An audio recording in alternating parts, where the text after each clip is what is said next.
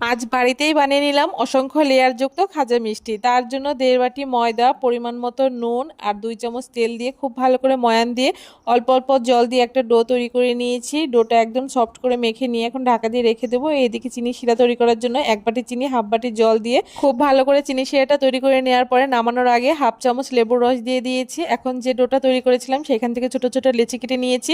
এদিকে 4 চামচ তেলের মধ্যে 1 চামচ কর্নফ্লাওয়ার দিয়ে খুব ভালো করে গুলিয়ে নিয়েছি। এখন এক একটা করে রুটি বেলে তার উপরে প্রথমে কর্নফ্লাওয়ার দিয়ে যে গুলাটা তৈরি করেছিলাম সেটা মাখিয়ে তার উপরে আবার কর্নফ্লাওয়ার ছড়িয়ে দিচ্ছি। এইভাবে করে একটার উপর একটা রুটি দিয়ে ভাঁজ করে জল লাগিয়ে সাইডটাকে লাগিয়ে নিয়েছি। পিস পিস করে কেটে হালকা করে একটুখানি বেলে নিয়েছি খাজা মিষ্টিগুলোকে। এরপর কড়াইতে তেল দিয়ে হালকা একটু গরম হলে খাজা মিষ্টিগুলোকে দিয়ে একদম মিডিয়াম আছে এভাবে করে তেল ছড়িয়ে ছড়িয়ে খাজা মিষ্টির লেয়ারগুলোকে ছাড়িয়ে নিয়েছি। আর দেখতে কতটা সুন্দর হয়েছে। তারপরে চিনির শিরা এভাবে করে ডুবিয়ে তুলে নিয়েছি আর রেডি হয়ে গেছে দারুণ স্বাদের খাজা মিষ্টি।